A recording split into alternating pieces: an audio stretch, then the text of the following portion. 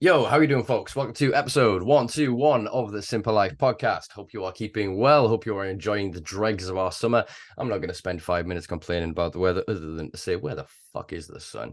But yeah, I've probably just got myself in trouble with YouTube there. I've just swore within the first 30 seconds of this, but hey ho. Give us a like, share, and subscribe if you do enjoy this, I guess. That'll show you support because this algorithm really doesn't like me and the conversations we have on this platform. Well, all platforms, really, actually, to be honest with you. There seems to be a whole load of censorship out there in this modern age across social media platforms and media platforms in general. So anything you can do to show your love, I really appreciate, folks. We are back with the first five-timer, Mr. Five Times. As I think I said when we gave him his fourth. There is no magic jacket. There is no special sticker. I'm afraid you just join an imaginary club with very few other people in. I'm afraid, Guy, you're going to be by yourself for a little while because I don't think anybody else is getting close to five times because, yeah, you've just got so much work that you are doing. There's so much that you are working on and so much to catch us up on. So I'm not going to waffle on much longer other than to quickly introduce you and then get on with a good catch up. So, yeah, today's guest is a UK-based cannabis and human rights advocate, activist, and campaigner, and they are the founder of the Seed Our Future campaign. They are Guy Coxall. How are you doing, brother? Really good, brother. Yeah, great to be back. Thanks again. Yeah, loving the simple life, or as always. I think it's great how many people you get on this show and how you spread the truth, spread the all aspects of the industry. And yeah, it's always an honor to be on your show. I appreciate it. I completely waffled my way through that introductory segment, but yeah, we'll get going. We'll find our feet as always here. Yeah, appreciate the kind words, and yeah, I enjoy this, and I very much enjoy your company. So let's crack on and see what we've got. So I suppose quickly before we get into a lot of the minutiae, for anybody that hasn't already seen the previous four episodes, including yourself, could you give us a quick sort of recap on your work and what you do in the space? Yeah, I mean, Seed Our Future, as you say, it's a campaign. We're activists, activists being people who are campaigning for political and social change, of course, around the plant. So, we help everybody in regard to the plant. Sometimes they're in a box. We're not medical, we're not recreational, we're not industrial, we're not spiritual. We're all of it, all aspects of the plant. It doesn't matter what you use it for. We're there to support people. We support people who don't have a prescription and get in trouble with the police for driving or cultivation or possession. But we also help patients who shouldn't be getting in trouble with the police or institutions, but they do, unfortunately, because of the stigma. And yeah, we help whoever we can, and we keep fighting to try and challenge these unjust laws until we win. And we, although it's slow, I think we are actually getting somewhere now. We've got some big human rights challenges at the minute, and that could really change it. Get rid of these stupid laws that have been persecuting people for nearly a century now. Hmm. Good, succinct, very concise. Good introduction. Good introduction. You're teasing a bit of some of the topics that we'll cover in a little bit in terms of the human rights challenges, etc. I thought it pertinent while it's still in our memories and fresh. Product Earth was only a couple of weeks ago, and yeah, Seed Our Future launched a new campaign. I believe that you opened up the seminar area, and yourself and I obviously spoke on a couple of panels as well. So let's delve into Product Earth. How did you find it? It was great, yeah. I mean, it's the third time I've been to Product Earth. It just gets better each year. I wasn't able to go last year, unfortunately, because that was another event. But yeah, it was just great. It just does get bigger and better. The music's still not quite my thing. It'd be nice to have a bit more, of an eclectic mix. But apart from that, yeah, great vibes, great people, great talks. Yeah, great. Lots and lots to see. I think the talks went really well. It was an honor that Matt, the founder, he invited me to open the festival with a But talk. I'll correct you on that because James was the founder, Matt is CEO. Oh, CEO, sorry. Yeah, Yeah, yeah. it's all right. It's just Um, I can hear some people being like, "Oh, you can't say that." It's all right. Yeah, Continue. so Sorry. yeah, CEO, yeah, Matt Clifton. Yeah, yeah, he's been following what I've been doing, and he really wanted me to be able to have that showcase of opening the festival, doing a talk about the human rights, which we'll come to. So that was great, and as he said, we did a couple of talks, panels as well. We did a great one by the fireside with Ollie Mammon and an advocate from the UPA, Chris. and Jane Jane. Jane Hinchcliffe. Hitchfield. Hitch. Yeah. Uh, Hitchfield, Apologies, Jane. I can't remember it. Hinchfield. I want to say Sorry, Jane. Hinchcliffe is. Lovely lady. Yeah, I'm terrible with Oh, it it. could The be fact that Hinchcliffe. Yeah, I I'm think terrible we've with names. definitely got a first name correct, and that for me, that shows that I've actually, I've taken it in blessed. There was so many people I saw at Product Earth that were like, "Hi, how you doing, man? How you doing?" I'm like, I can't remember Yeah. your name. I am so sorry. I remember you. Remember all the times we've spoken, but names don't sit very well.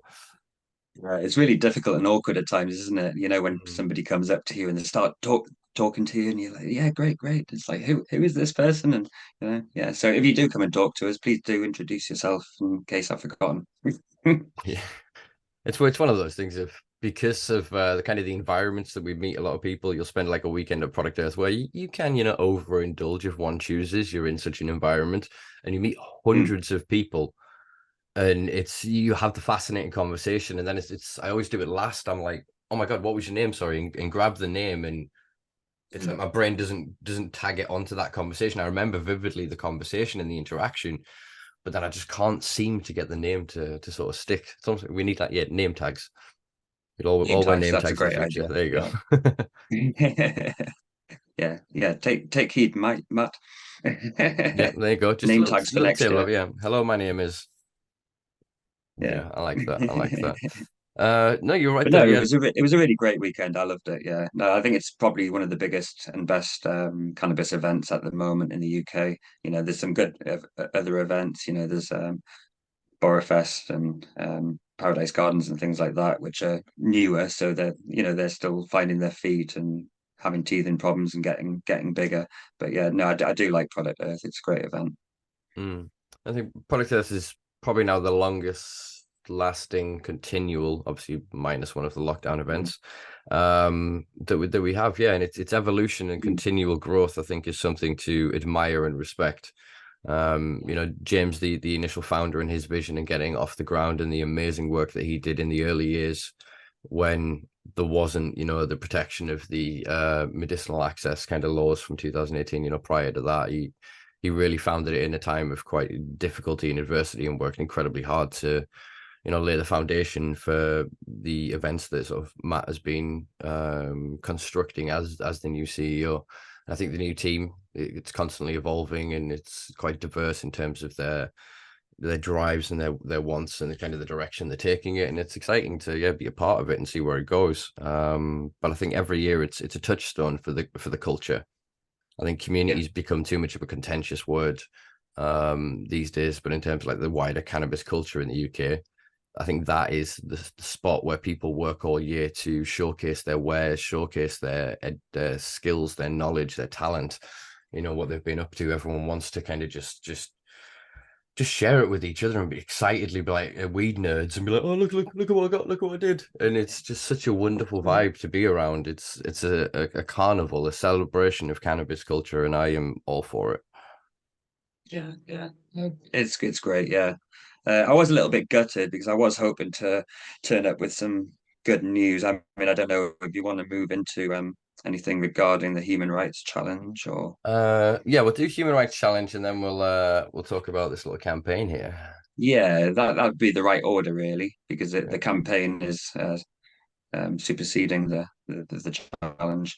So so you probably remember those who have been following Seed Our Future in the early days. We did the No Evidence, No Crime document back in 2020. And it was challenging unjust laws, which is what we do. And it's been tried in the courts of challenging the unjust laws, looking at the history of prohibition, looking at the lack of harms. But of course, what we realize is within the judicial system, what the judge will do is just go, well, the law is the law. We don't make the laws. If you want to challenge that, you need to go to Parliament. And of course, you try and go to Parliament with it, and it goes nowhere. It's a waste of time. So through a little bit of, playing with it, and of course using some of the work from the people that have preceded us, including Phil Monk from WTU, which was very much human rights focused. We looked at the human rights angles of it, and we basically put together a defense for cultivation, using a human rights perspective. By doing that, what you're doing, of course, is you're not just challenging the law, you're challenging the law with the law, because human rights are for everyone and they must prevail above statute law. So we had a lad who I met last year, at Paradise Gardens actually, and he'd been done for cultivation for his own personal use, for medical use, and he asked if we could help. So we took it on, put the defence together, had a bit of help. We've got a barrister, human rights barrister, who's helped in the background a little bit, and we got a really good defence together. Got some top expert witnesses, all ready to go. And now in March we went to the Crown Court.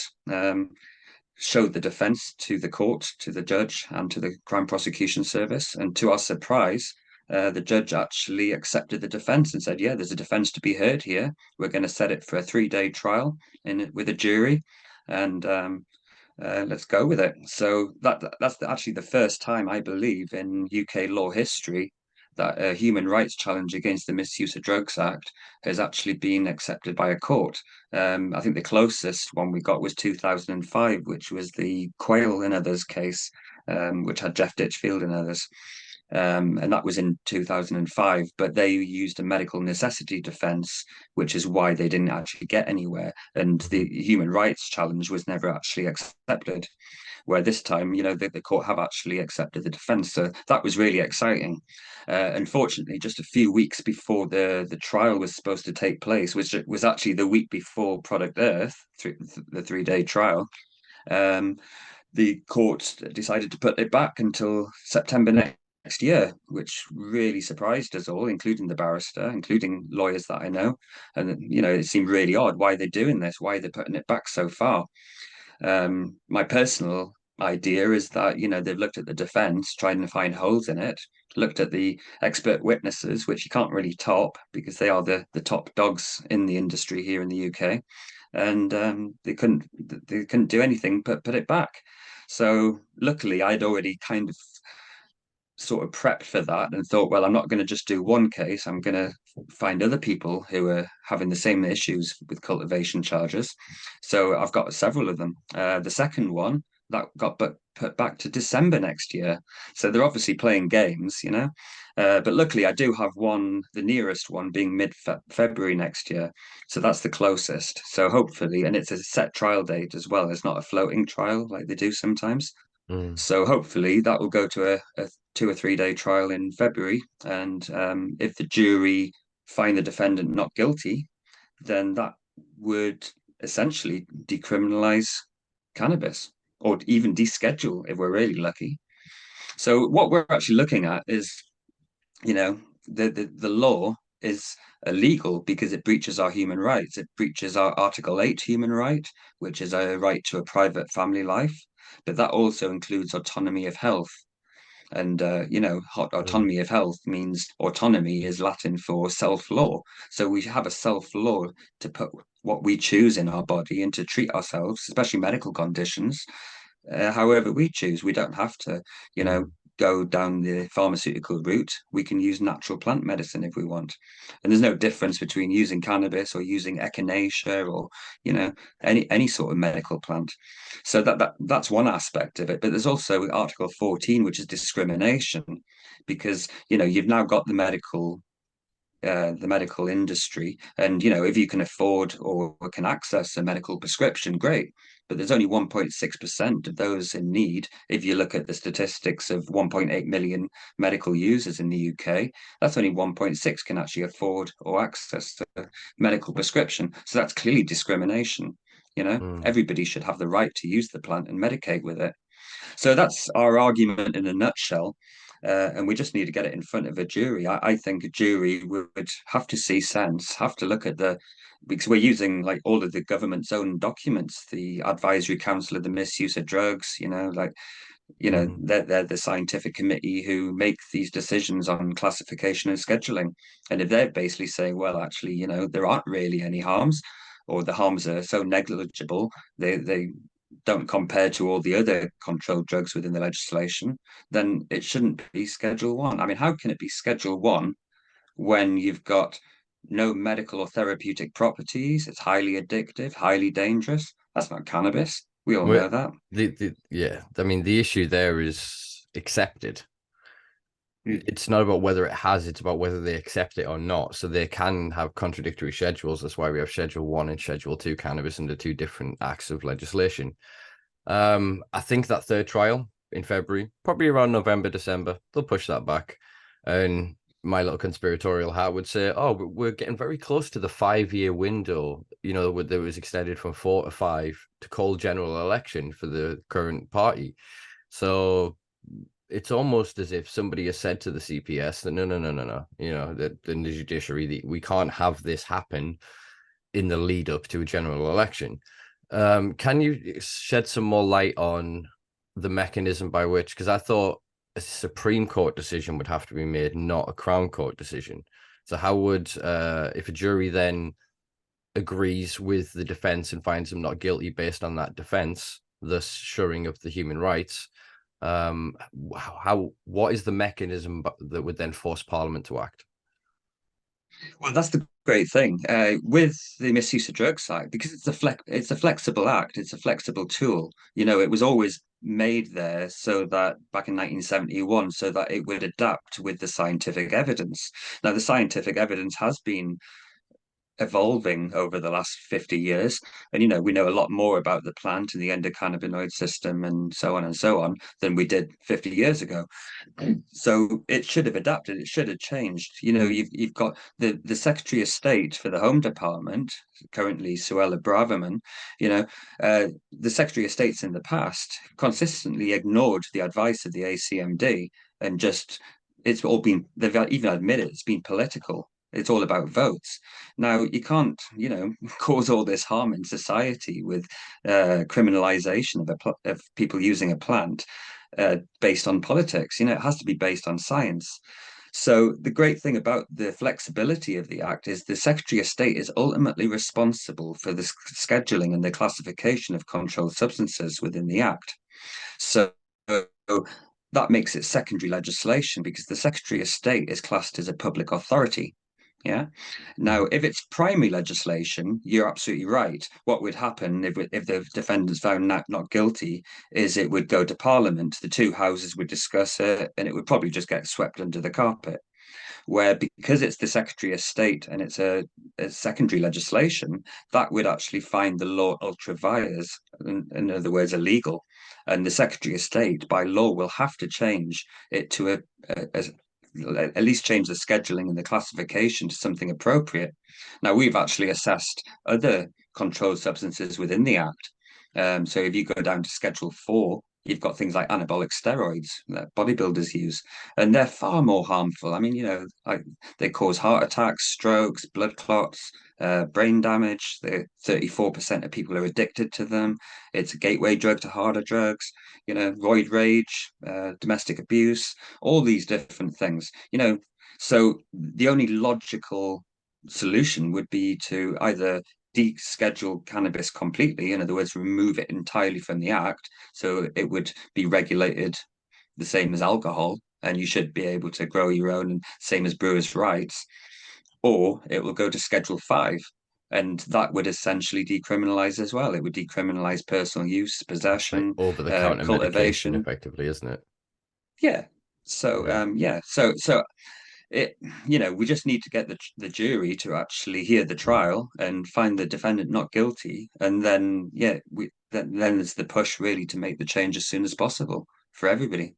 I think that's probably why one of the reasons they want to push this back to after the next general election, because as you say, it then becomes the emphasis and the impetus is on one individual to act within their position in one department rather than the entirety of the government, which would, as we say, reforms to acts of legislation can take decades.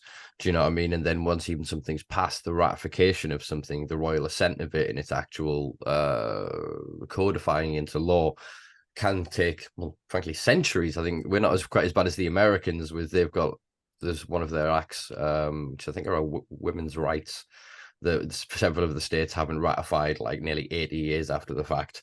So we're not quite that bad, but yeah, there's some fuckery goes on afoot. So okay, I think that the main thing, if that then puts the emphasis on them, it will at least give an opportunity to expose the public to this argument, to understand this, that if the judiciary, the highest authority on the land, do you know what I mean? They are permanent. They are permanent structures. The judges themselves, the fact that they don all of their fucking robes and their wigs and all the rest of it, is they're a pageantry because they're at a performance, because they are performing for the crown. And so that esteem, that authority that they are given, if then they have to obviously follow the letter of the law and act as the jury directs them in terms of a ruling. Yeah, man, that's got to have sway in the public. That's got to allow us an opportunity to have these conversations and further highlight the hypocrisies of the current system, that if you have your magic piece of paper, you are protected. But if you don't, you're a dangerous criminal. Yeah, the plant is the plant is the plant. It's the people that are criminalized and are having the problem. So it's exciting. It is exciting. Be interesting to see again. I think a great analogy for that is the driving legislation. So that this is something else we've been working on. The Road Traffic Act. Anybody who gets stopped by the police and the police suspect they may have a controlled substance in them, they'll give them a swab, which shows for THC, cocaine. If it comes up positive for THC, they'll arrest you, do a blood test, and if you're above the zero tolerance limit, you're going to get a criminal record, 12-month ban, and very expensive insurance for the next 11 years. But there's no evidence of impairment. But like you say, if you've got that piece of paper, you've got that prescription, you have a statutory medical defense in law to exceed that zero tolerance limit. In fact, any limit, there isn't a limit, as long as you're not impaired. It's a per se zero tolerance. Per se, you have to say per se, because zero tolerance literally means zero, as in, but it's the per se is the it's actually I know it's an you know what I mean. It's 2 micrograms per liter, but you could get which is virtually zero. I agree, but the point of it is in a court of law, etc.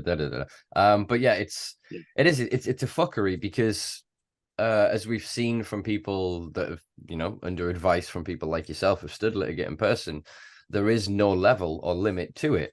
That because of the way it metabolizes in the body, the way that we love cannabinoids, you store it in your fingernails, in your hair, in your fat. Like your body holds the fuck onto it because it wants to use these things. So then if you exert yourself physically, say after a good smoke session, and you're like even 36 hours after the fact, and you've got a bit of size to you, and you exert yourself, your body will present like you are intoxicated as if you just consumed. And then obviously there's variance in whether you're a new consumer or a long-term consumer in terms of presence, but that doesn't then, as you said, determine impairment. It's a farce. And what's more of a farce to me is that as a prescription holder with my magic piece of paper, I can sit in my car, grind my weed at a traffic light, tip it into a vaporizer and vape, but I can't smoke a blunt. And that I cannot get my head right. I get more therapeutic benefit from the combustion of that blunt than refilling that bowl with 2 or 3 grams. All I'm going to do is get a headache, get it almost dissociative, whereas the full-bodied effect of just a small blunt. I'm not talking about blazing a fucking half ounce, fat bat.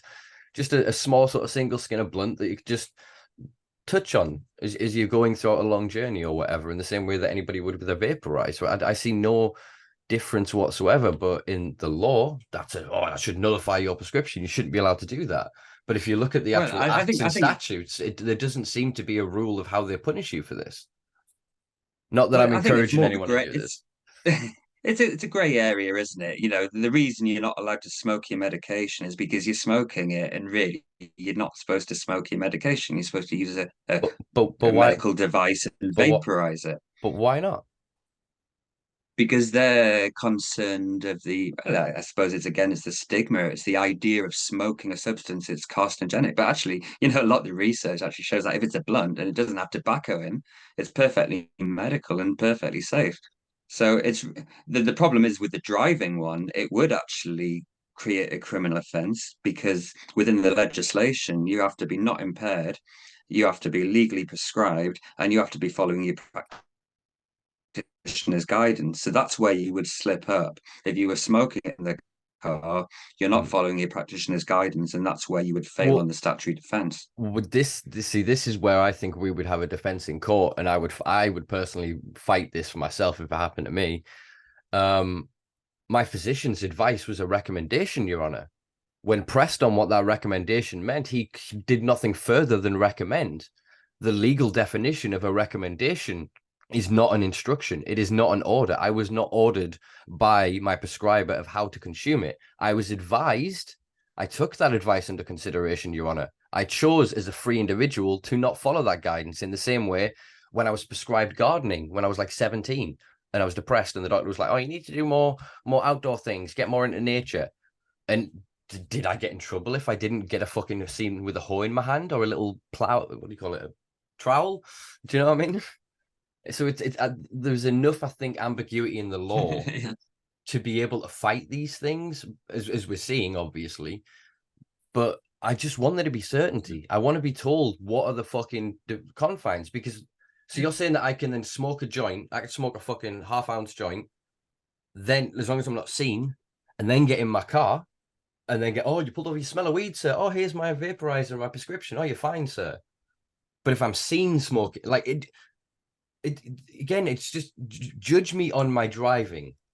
Do you know what I mean? And this is the argument that we make. Obviously, we see our future and everything else is that put it back from Section 5A to Section 4 under the 1988, sorry, Road Traffic Act, and actually judge people based on that. Because again, there are some people that may very well, with their lawful prescription, first timers, you've never used weed before or whatever, and only 2 days into it, and there may be an impairment element there because they haven't developed a Absolutely, yeah. tolerance, but the law protects them for that. And it's just, I want there to be rational laws. Do you know what I mean? I'm not the true anarchist I was previous, where I was like, fucking burn everything to the ground. We'll deal with whatever we deal with. Some rules need to exist as long as they make fucking sense and as long as they're ubiquitously equitable, as long as they're fairly applied across the board. And this just seems like another obfuscation of responsibility to deal with prohibition, that if you know the right sentences to say, if you have the right pieces of paper and you know the right people and pay the right people, you're protected. Isn't that just racketeer? Well, Isn't that you'd racketeering? think. Well, yeah, it is. Yeah, and you'd think you were protected. But what's really astonished me, working with all these patients with their driving cases, and I've got a great success rate. Every patient I've worked with a driving offence has got off with it, and they've gone litigant in person. They've represented themselves with me prepping them and putting their defence together. There was only one case where somebody pleaded guilty, sorry, because they were coerced in the court, as they do, because they say, oh, you get a third off your sentence if you plead guilty today, and you're going to end up with thousands of pounds of court fees if you don't. And it's a stressful situation in the first place, so it makes it even harder, especially if somebody's got some sort of anxiety disorder or something. Mhm. So, but the police, the Crown Prosecution Service, even defence solicitors don't know the law. It's almost like they're blind to this part in the legislation that says if you're prescribed it for medical reasons and you're following your practitioner's guidance, you've got a medical defense in law. They've never heard of it because they were so used to processing people with cannabis in the system through the system. They're astonished. They think, but they're over the limit. Yeah, they think it's the same as alcohol. It's not. It's got no relevance whatsoever to impairment, and even the government's own documents say that. Yeah, there's one point actually I think it's important to put on the record here for people as well to remember. When you are within the or under the defense of your prescription, impairment is only implied by yourself. Another person cannot tell you your prescription is impairing you, no matter what they say, and they will fucking try. I think we got 5 key words, and one of the ones we've done previously. Don't ever say you're drowsy, you're sleepy, you're tired, Impaired is obviously a big one, or any synonyms for those kind of words. Do not ever allude to the fact that you were feeling that your prescription could have impaired your driving. There is nothing any other person can state that. They could state that you were driving without due care and attention with a prescription and do you for whatever else if there's evidence of it. But in terms of individual impairments, you have to say you're impaired. Just a nice bit of advice for people to remember that. Of course, the police can do what's called a field impairment test as well, make you walk They in a can, straight line, they touch your can make nose, it things like that. But make it most police officers aren't actually trained in that anymore. You know, they used to be trained when it was Section 4, but now it's Section 5A. They've taken all the policing away. There's no investigation needed, just a blood test. Yeah. With You this, know? there's also a defense for, depending on what your prescription is, if you had it for an anxiety disorder or something like that, you would then have also a defense for why you may fail the field sobriety test under the Yes. pressure of said given moment. So again, it's worth people exploring. Fuck it, I'm gonna give some advice. Yeah, screw it. Yeah, get me in trouble. Why not? It's worth people exploring multiple diagnoses on their prescription. If you hold it for one, it is far easier for you to then get it for a secondary condition through the clinic directly. So have that conversation with your prescribing clinician, because if you have a history of anxiety, having something like that in your record would be of great benefit to you if this hypothetical situation were to arise. This is not to be constituted as a defense used in a courtroom, but just some unofficial advice from Uncle Simpa. Yeah. The other one as well is if you happen to have a needle phobia and you don't have a prescription, that would give you a reasonable excuse to refuse a blood test, but you'd have to have it on your medical notes. Just a little tip of the day. But yeah, Again, I mean, one more.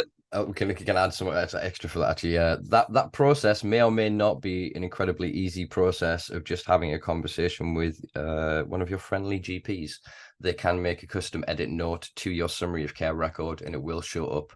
There is a coding for it. They'll basically drop down, boom, dim, put a thing, and activate an investigation date, and that'll be locked onto your record.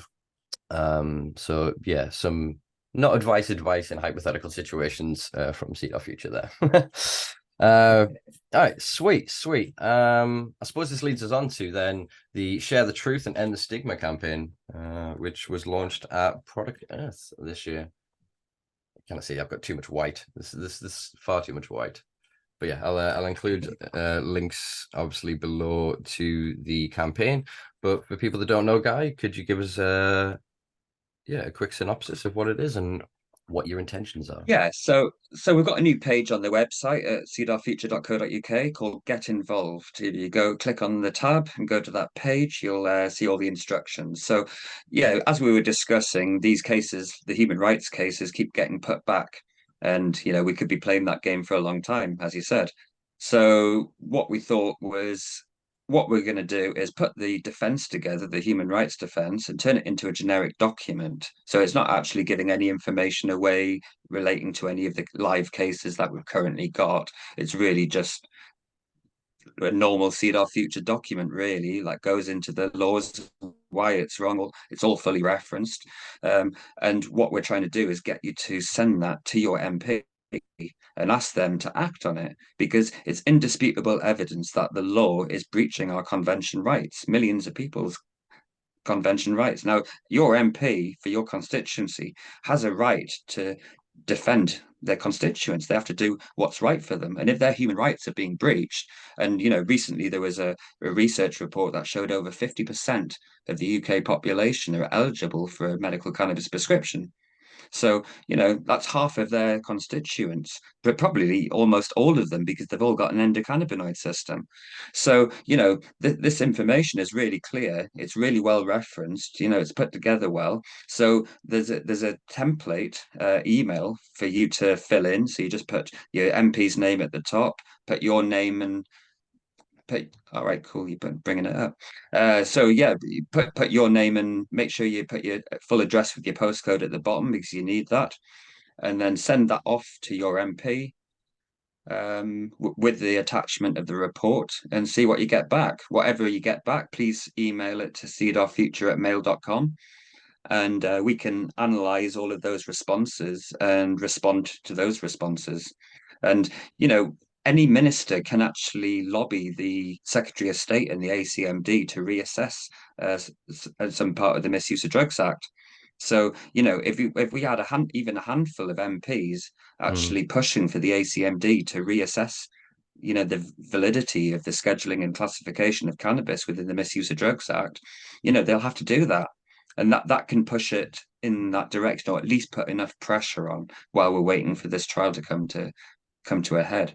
Hmm. So that's the idea of it, really. But that's actually just the first part. There's going to be more bits for you to get involved in. There's going to be contacting your police and crime commissioner, contacting your local councils, lobbying for a change in the Road Traffic Act as well, because we have got a human rights um, live cases now, the same as we're doing with the Misuse of Drugs Act, to try and get it removed from Section 5A and reverted back to Section 4. So that gives a level playing field for everyone. So if you're worried, if you use cannabis and you don't have a prescription and you're worried about getting pulled by the police and losing your license, then get involved. If you're worried about being done for possession or cultivation, get involved. If we all fight together and all unify, we can end this war on us.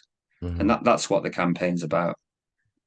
Lush. Awesome. Awesome. Yeah, I think it's a direct approach. Obviously, we have tried approaching the MPs before, and we always get our copy paste response. But as you say, Yeah. trying to trigger them into action because of the mechanisms in place as them being constituency representatives to have to represent their constituents.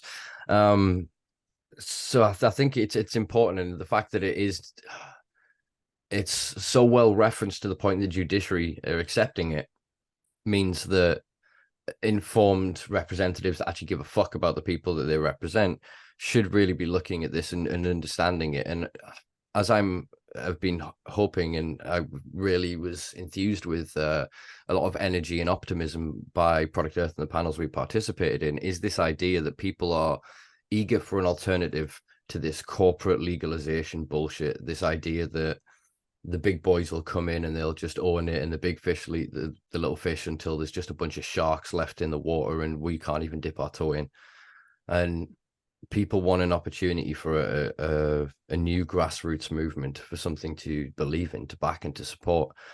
And I think the campaigns, not just this one, but the future campaigns that are sort of planned, are a great lighthouse in that darkness to people. It's a small action, 10-15 minutes maximum in terms of what you can do to send it, but the weight and the volume of these collectively together could really start to create a discourse in a space where there really hasn't been much debate for a long time. There's just been consensus of puppets and stoolies and paid individuals to just regurgitate corporate sound bites until we're regurgitating them too. And I think, like I said, we need this now more than ever, this alternative voice, this alternative movement, to free ourselves rather than be tricked into further restricting cannabis under the auspice and the illusion that we're actually liberating ourselves when we're further imprisoning ourselves. So it's great work. Obviously, I'll include links in that below. We'll fill mine out at the end of this. I'll see if I can actually do it in a way that I can record it without giving too much of my personal details away, so people can see how easy it is to do. But yeah, I think it's a great campaign. Needs support, and I think Seed Our Future has got a bright future in the space, because it's representing the voice of the consumer, of the people. Whereas I think everything else that's operating in the space is industry, is trade, is commerce, it's not about the people that built the industry, the people that suffered and sacrificed to give, the corporations the foundation they have to build their ill-gotten industry upon. Yeah. I mean, I think we're at a crossroads right now, and we've got a choice still. You look at Germany's just gone full recreational. It's sweeping across the world, Well, it's so cold. Yeah, Well, it's but just it's, the it's state of it. legalization. We've seen it in Canada. Legalization has been taken over by big tobacco, big alcohol, all the big corporations, and that's what legalization is. And I'm sure that government are poised now to legalize cannabis. It's inevitable. It's going to happen. There's no way around it. But that will just keep it as industry. We need to have access to this plant. We've fought for it. Everybody should have access to it. There's always place for the industry and the corporations and the medical industry. Of course there is. There's going to be all of it. But unless we get some form of decriminalization or depenalization, we're not going to have grassroots. We're not going to have a right to grow our own, or we're going to be limited to like 2 or 3 plants or something silly. What if you've got stage 4 cancer and you need to make some RSO oil to treat yourself? You're not going to be able to do that with 3 plants, even in a scrog technique. It's not even as in depth as that. It's the first argument. If they're saying you're only allowed to, like, so let's take Germany, yeah. Germany is a car crash. I know about 4% currently on Spotify of my listeners are Germans. So how are you doing, guys? I'm sorry that you're about to live through what you're going to live through.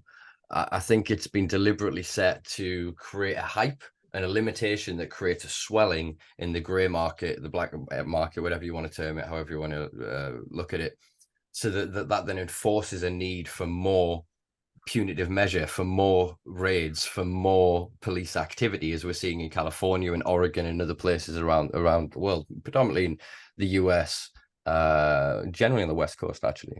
I think just because of the weather and the climate and everything else and the legacy of growing out there, etc. But my point is that if you've then only got 3 plants a year, which is what the Germans are sort of going to be limited to, how do they enforce that? It's the conceptual idea of how it's possession on the street is fine. We know that. Stop and search. We get that. They don't currently have a power to enter our house and check for a limited amount of anything, any product, anything, anywhere. Yet we're going to give them this with cannabis. So then what is it going to be every 2 months? Knock, knock, knock, knock. Oh, it's your arbitrary cannabis check. Oh, that's 4 plants. All right, citation, fine. What happens if you don't pay the fine? Do you know what I mean? Do they then remove your right to grow your 3 plants? Do they then assume you're always going to grow more plants? So they'll criminalize you. They'll target you. They'll put little drones up with thermal cameras on to check, oh, actually, that's a bit warm. We'll have to take his door off, make sure he hasn't got 4 plants again.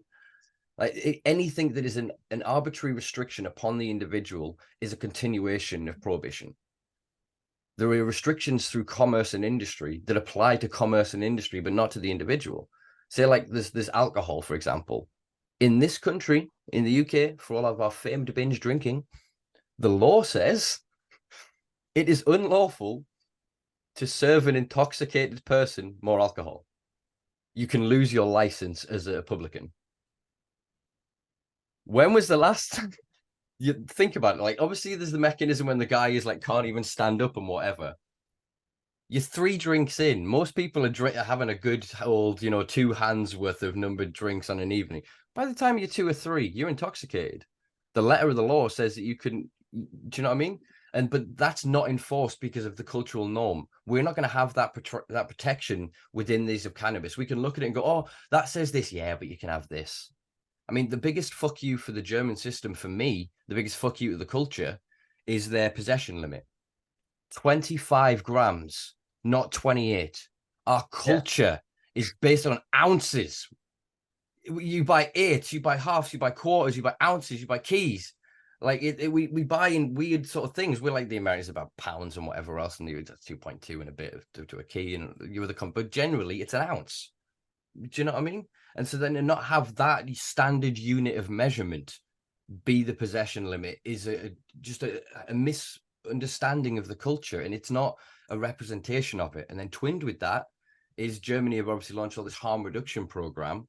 And if you actually look in their second draft of the document, I think released at the early point of this year, back end of last year, there's a point where they say the loud bit, the quiet bit out loud, where they're literally like, we are seeking to create a legalized, like lawful market to get rid of cannabis, not to improve access, but to drive down the people that consume it. It's not the liberation, the freedom of it. What I want is akin to gay rights movement. Do you know what I mean? I want our pride. I want our loud. I want us. It's nothing about us without us. You do not represent us. Did you grow a plant when it was unlawful? Did you risk arrest? Did you ever stand up for the culture and the plant? No, then you come second. The people that did, they go first. And I'm not saying myself, yeah, but you know, the people generations before me, there are people whose names that we don't know, whose sacrifices still need to be honored. And to create these legal systems, in my opinion, pisses on that. Because all it does is it creates bastardized corporations. I mean, probably get in trouble for this, but again, look at what they did with Mr. Nice and the brand in there. Look at what they've done with the Marley legacy. You know, look at what they're doing with other influential individuals and names and people that were part of a movement that are now figureheads or being used as figureheads for this corporate whitewash, gentrifying, vulture capitalist movement. It's not about liberating the consumer. It's about creating profit, as you say, and international and interstate conglomerates that are so powerful that they get to dictate what the culture and the market looks like. Thought about equality and human rights. Like you mentioned, the human rights challenges over homosexuality decades ago. That's created that shift. Their community, relatively safe now. What about our community? Are we not endocannabinoid systems living in a human body? Do we not have rights? Are we not allowed to supplement our own endocannabinoid system to keep health and balance? Of course we are. That can't be illegal, surely. This is the thing of it. I mean, for all, again, the Durham's legacy is being betrayed by our new generation of policing representatives. They're pushing to obviously criminalize nitrous oxide. They're really struggling with that because of all of its other legitimate uses and practices and its use in like midwifery and things like that. The issue with oh my god, my brain, cannabis and is endocannabinoids. But if you're a jogger, you get what they call jogger's high. Jogger's high is you getting high. You're doing an activity that is promoting the endogenous production of what is effectively the endogenous version of THC. Anandamide, the bliss molecule, is blooming within you. The reason you're like, it's part of that. That system is active. It's working with all of these other supplemental systems, and you are getting neurohormones and neurochemicals and things that are really flooding your system. And you're like, wow, that is literally the same as me smoking a joint, watching you run past me. We're doing the same thing. But the difference is that I would get like searched for paraphernalia if the cops saw a grinder. He's not going to get searched if they see him in Lycra. And it's these hypocrisies of it. I mean, there are dozens of other plants that produce cannabinoids as well. There are natural synesthetic sort of events that occur with certain things that make THC in your own system when you haven't taken THC. There's so many different subtle mechanisms that occur within this system that we just do not understand. We are just scratching the fucking surface of it. But as you say, the very fact that this is ubiquitous to all mammals, at least that we know of, I mean, if not all vertebrates, invertebrates, what are we? Vertebrates, invertebrates. Invertebrates, whichever way fucking round it is. My high ass brain can't remember right now. But yeah, that has that commonality. Then yeah, you're criminalizing a regulatory system. I mean, the analogy that we often go to is that of I think we spoke of this last week actually with Dr. Gary Yates, is oranges and scurvy, for example. So imagine at a time when the scurvy was discovered, the system went, oh, medicinal oranges. So what we're going to do now is medical oranges, and you've got to get a prescription to have your oranges. And yeah, so rather than identifying it as a glass, this is a vitamin. So it's not the thing. There's a mechanism of the thing. What is the thing that's missing? So endocannabinoids. So we're using cannabis as a delivery system for this, as it were, for the medicinal sector. So that almost is eventually going to bypass it, as we see through patented medications and etc. So they're going to medicinalize and take that in one direction. And if we don't fight for the right to just enjoy cannabis, eventually they're going to say, here's all your applications. Here's a spray. You can shove it up your ass. You can put it under your armpit. You can do this. But you can't fucking smoke it. You can't grow it yourself. I think that's the inevitable kind of trajectory. And this is, again, why Seed Our Future and other campaigns around the world are so vital to stand not necessarily fully in opposition to legalization, but to push legalization back as being a secondary, third step. The first has to be liberate the people. You can't build an industry based on criminalized consumers, because if you then don't represent us, we'll just fucking do our own thing as we have done for decades. Absolutely. Yeah. Also, any young mothers who watch your show, what are you doing? You're supplying cannabinoids to minors by breastfeeding. That's the first time you got high off cannabinoids, wasn't it? Mm-hmm. Breastfeeding milk. Yeah, full of all sorts of endocannabinoids. What is that illegal? Mm-hmm. Go and hand yourselves into the police station, ladies. Yeah, again, it is. It's one of those things that to me is equally repugnant that people can be repulsed by. Somebody smoking a joint in the street and somebody breastfeeding a baby. It's like, to me, both natural acts. There's no, if you've got an opinion, keep it to your fucking self. Like this, they have a right to that. It is a natural act. We are humans. That is a public space. Do you know what I mean? It's people are just weird, and the idea that people get the right to dictate to others' behavior is again ridiculous. That's the structure of the law that we have for that. That if somebody then breaks that law, that then if they are caught and evidence to it, they can then stand trial for it. But you are not a judge. You are not a policeman. You are not a representative of this system. You are offended by something, and that is ultimately your responsibility. These people didn't. She didn't feed her kid going, "This bald guy down the street. What's he saying? Yeah, she's not trying to offend you. Same way as the kid smoking a joint. Not all of them are like, look at me, look at me. Some people are just medicating. Some people are just enjoying a quiet joint. They're just taking a break from work. They're waiting for a bus. They're just passing their daily lives. Not everything is as dramatic as it has to fucking seem. Mm. I think what's really shocked me, I've been an advocate of cannabis most of my life, and we've all had stigma and discrimination, throughout our lives because we've been out, enjoying the plant we choose to enjoy. But it's the medical, it's those with a prescription and the discrimination and stigma they see in society. And this is something that's important. If anyone listening has a prescription, this is part of what we do here at See Our Future is we help patients with discrimination cases. So, sometimes housing officers will come by and try and get you arrested for antisocial behavior for taking your prescribed medication in your own home. It's like, well, what? It's insane. But there's councils, there's employers, there's educational establishments, colleges, universities not allowing patients to use their medication on site. Public establishments, I put a paper together. Was it last year? Yeah, it was last year on the Equality Act. Because patients were getting refused entry to venues, to festivals, things like that with their medication. So it's to protect them. And I've had a little bit of a backlash lately. Some people saying, some of these owners of, Weatherspoons or wherever it is, they have the right to refuse. They have their policies on vaping.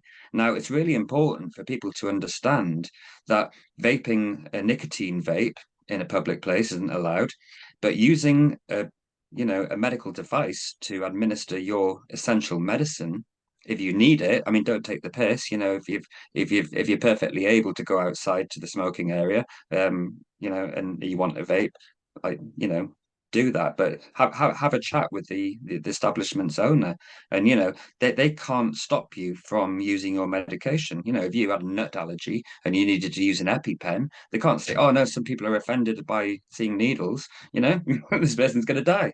Well, what about somebody with epilepsy? I've got a friend who their local pub will actually fill her vape up for her and administer if she needs it. I mean, that's how it should be.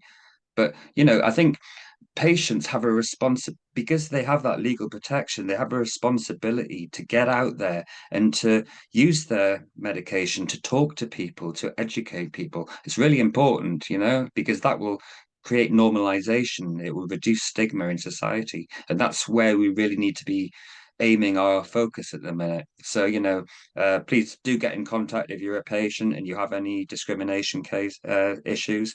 But also, if you want to get involved in actually, helping that education, helping to get out and get rid of that stigma, contact us. I'm happy to advise and support. So, that's what we're here for. Excellent.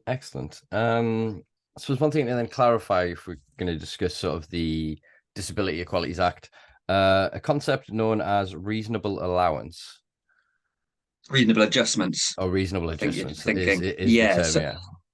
yeah, so you can't just go into any shop and just start vaping away without talking to any. Firstly, it's rude. You've got to think about others in the community as well. People who might be shocked by the smell or like what's going on there. Be polite. Print out our document that goes into the Equality Act.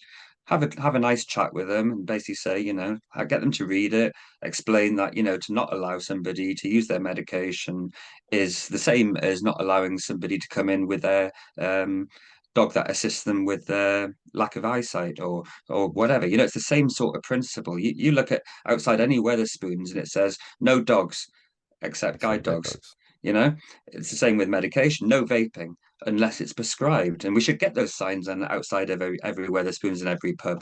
Because it's not the same. It's a reasonable adjustment, but it doesn't mean you can just go anywhere.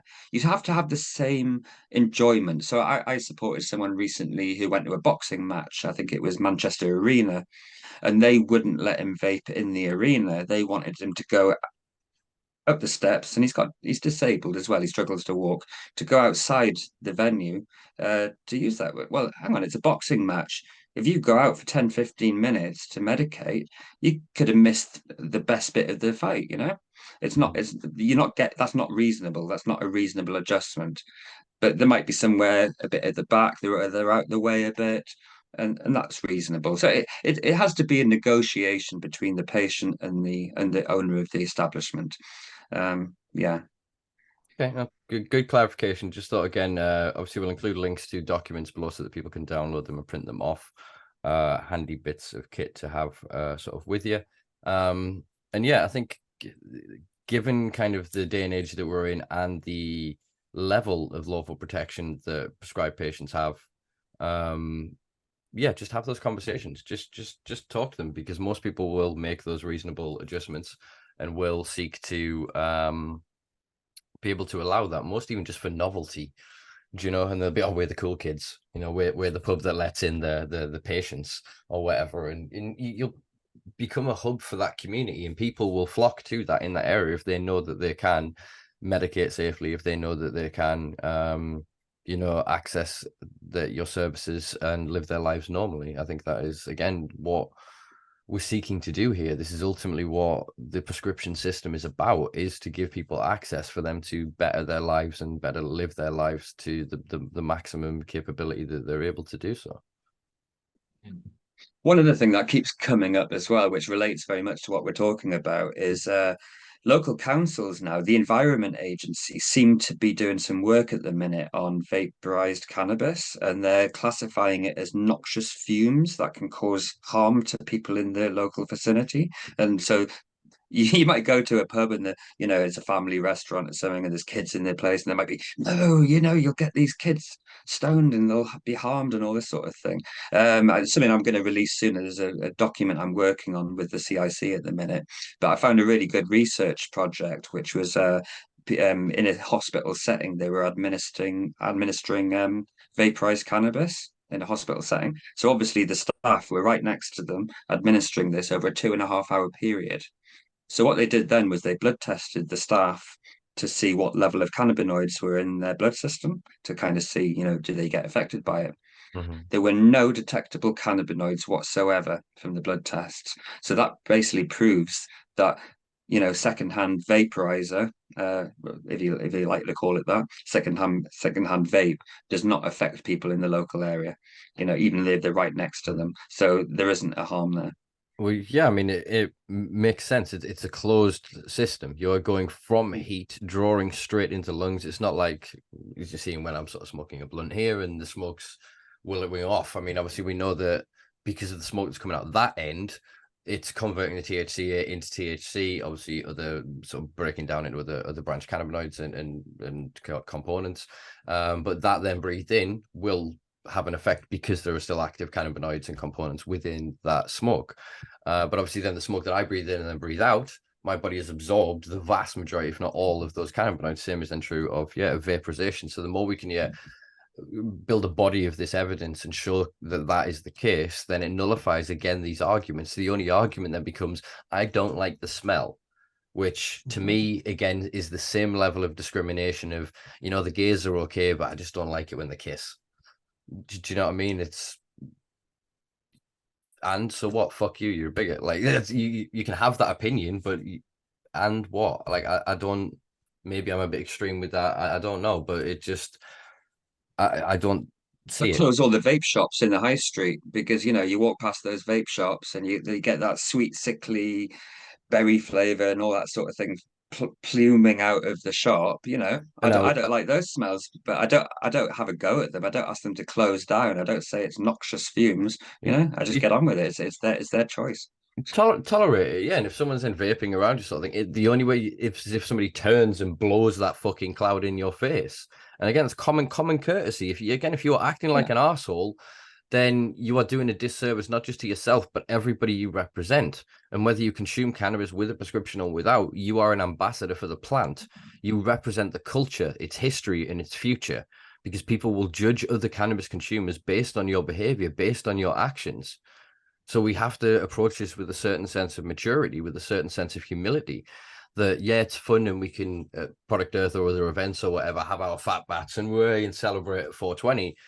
But then public consumption in other ways can be done. Obviously, I engage in it quite often, but it's the way in which it's done. If you then sat there, you go and sit next to a kid, on a park bench or whatever, and you light up a massive joint, you're blowing it in the face, then yeah, you're an asshole. But if you're just passing through a place and subtly consuming whatever you're consuming, then no, I have zero issue with it. Obviously, yeah, if you're outside versus a confined space, then that's a different matter.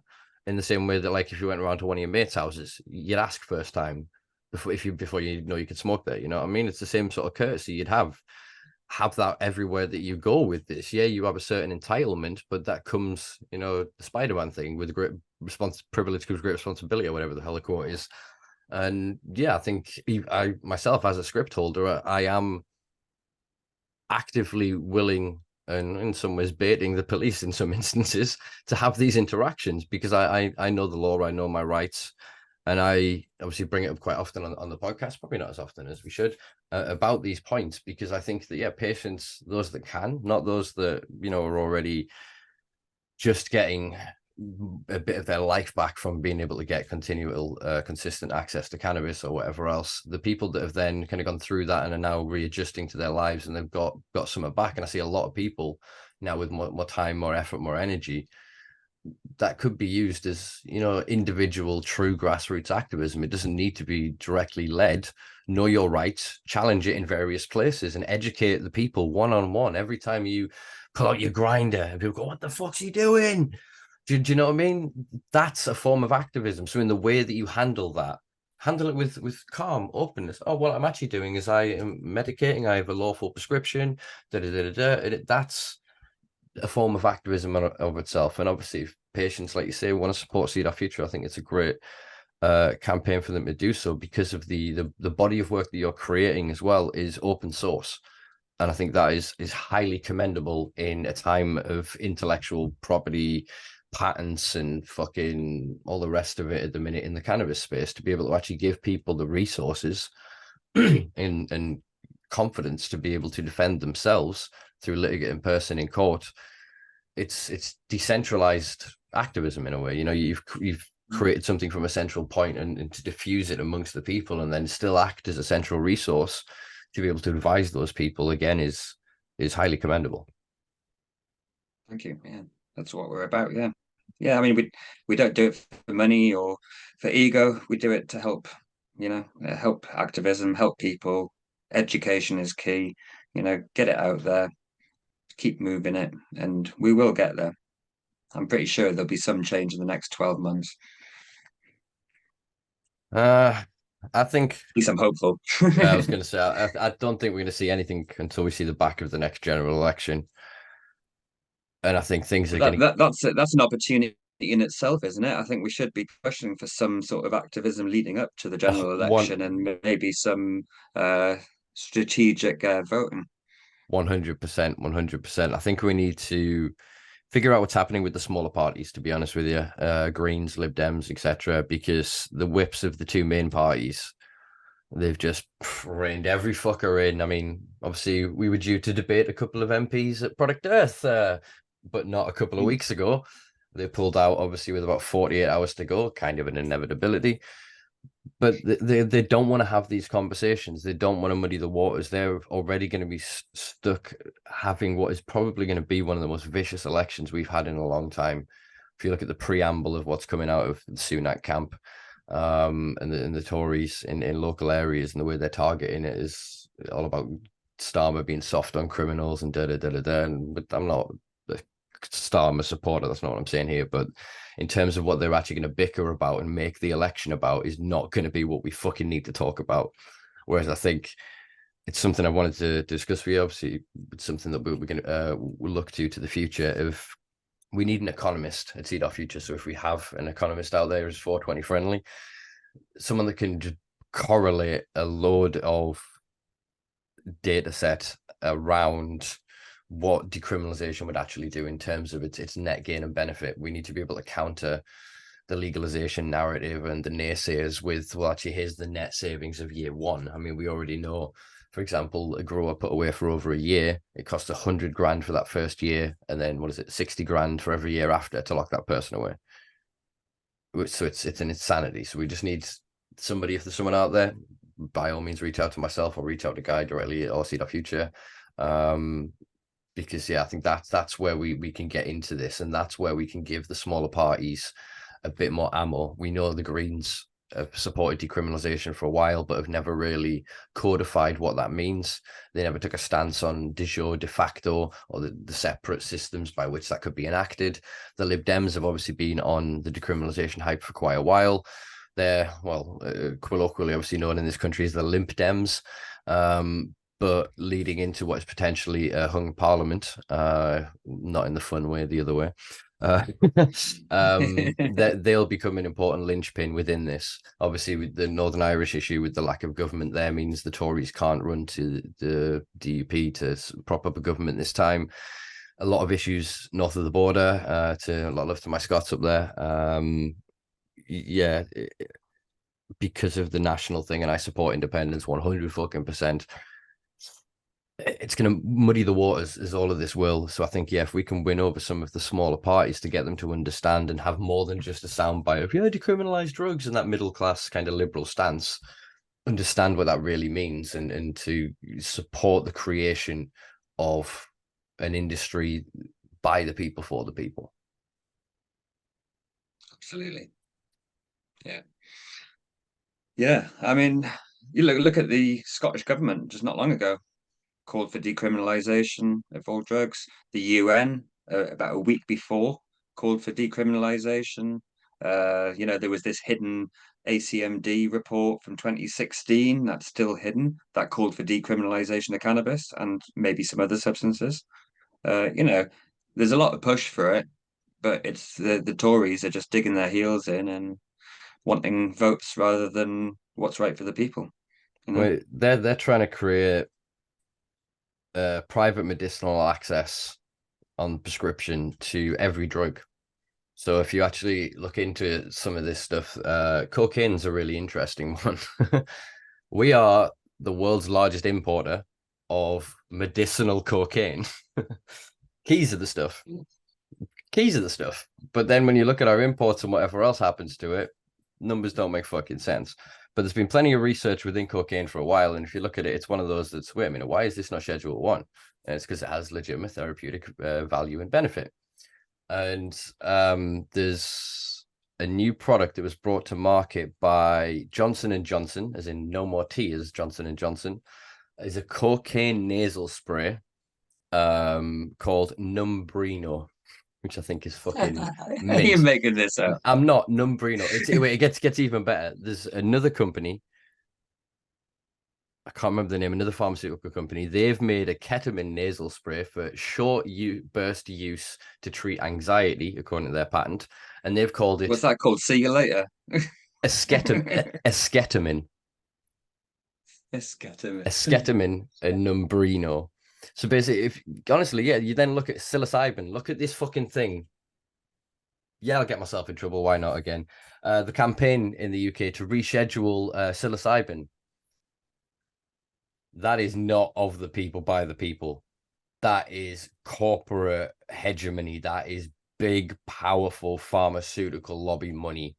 Because all their patents are in novel synthetic versions of psilocin, which is what we convert psilocybin into when we eat it, or if you lemon tech it, you shortcut that so you don't get like the rotten gut. There's an argument there that you shorten the high and various other things, but I suppose it's more of a philosophical than scientific debate. But the point is that they're creating these patents around all of these things, and again, it's the same astroturfing of the grassroots movements. They're going to the people that understand the power of mushrooms, of going and camping in Wales or Scotland or whatever and picking the mushrooms, brewing your own tea, sleeping on the mountain or the hillside, and the whole thing of it. And they're gaslighting us effectively and go, oh, they're going to support us, they're going to make it Schedule 2, they're going to do this and that. Like, no, Schedule 2 means that they can do more research, they can create patented drugs, and it means that they don't have to move it. Actually, what they'll do is they'll create a Schedule 2 under Misuse of Drugs Regulations 2001. So it'll stay Schedule 1 when picked wildly by you under the 1971 Misuse of Drugs Act. So that's what they're trying to do. That's the whole point of the 2001 regulations, was created to allegedly, huge allegedly, retrospectively give GW a license to operate. Allegedly. Two more allegedly. Just protecting myself there. But yeah, so I think that's where they're going with this. So they're dragging their heels long enough that they can force everything in there. So, I mean, we've already known for a long time about the research they've been doing on DMT, LSD, for alcoholism, things like this, MDMA as well. And there is like 100 and...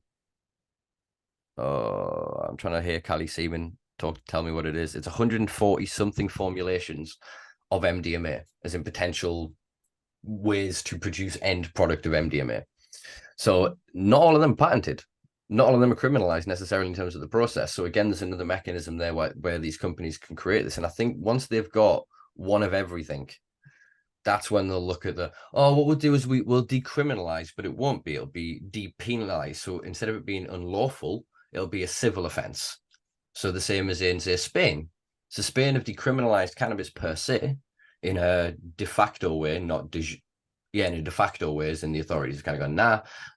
There's the interpretation of a document rather than the signing of a legislation. And so inside the clubs, you have that kind of discretion in your own home. But on the street, it's a 600 euro fine if you're caught with weed.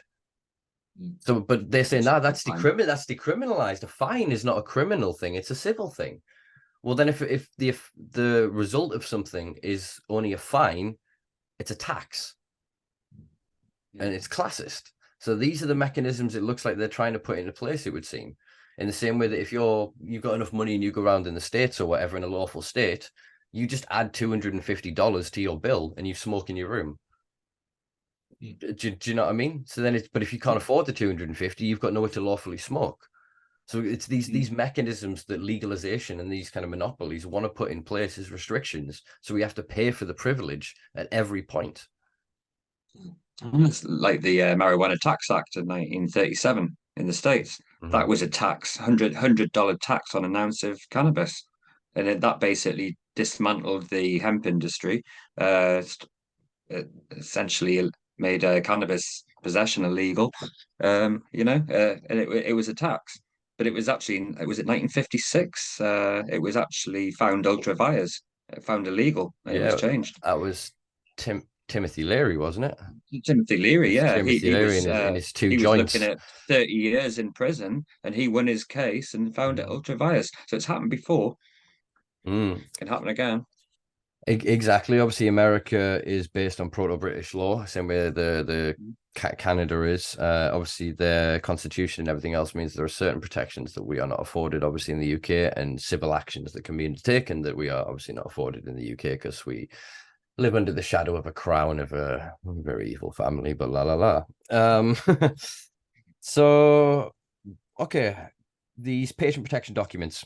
What is currently available? What can I include in the links below so that people can get them sort of downloaded, get their read on, so they can learn about what their statutory rights are and how to sort of defend themselves. Yeah, okay. So at the minute, the main one available on the website is the equality and diversity one, medical cannabis use. It's easy to find if you can put a link to that one. That's the one basically that you should print out and take with you. And if you want to go to a certain venue, you can show that to the staff, and they should let you should give you some sort of reasonable adjustment. Um, Now, I have been working with the CIC recently, putting documents together. There was a Road Traffic Act one published a couple of months ago. There's about to be one that's just been accepted by the CIC Executive Council on employment discrimination, because some people, believe it or not, have actually lost their jobs because of their prescription medication, which is outrageous. Ooh, ooh. And we're also currently working on one for housing associations as well. Mm. Sorry, you put your hand up. So What? yeah, just something got me excited there for anybody that's in that situation. In 2020, the employment tribunals set an incredible precedent for internal stance on this. So basically, a dude who didn't have a prescription was consuming cannabis for a long-term back injury, was randomly piss tested at work. He worked in a recycling plant as a driver's mate, so he didn't touch any heavy machinery, any of this shit. Boss immediately fired him on the spot. The guy took him to an employment tribunal. The judge at the employment tribunal went, "Oh, you are 100% right.